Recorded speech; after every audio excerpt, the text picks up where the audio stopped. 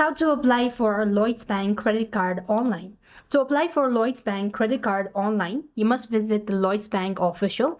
So open up any browser that you have, and on the web address bar, you simply want to type in Lloyds Bank credit card. After which you will be taken to this field. Here you want to tap open the first link that pops up, and once you do this, you want to make sure to go ahead and scroll down, and you just want to first of all go to Eligibility Checker. As you tap on the eligibility checker, you will then be taken to the next page of applying field. So here you just want to make sure to go ahead and scroll down and look for these options.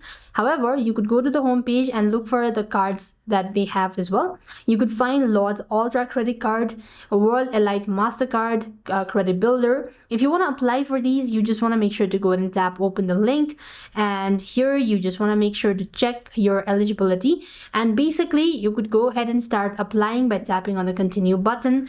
Fill in all the information that has been asked, and this way you're supposed to apply for a Lloyds Bank credit card online. With that being said, we've completed our steps. Thank you for watching. See you in the next video.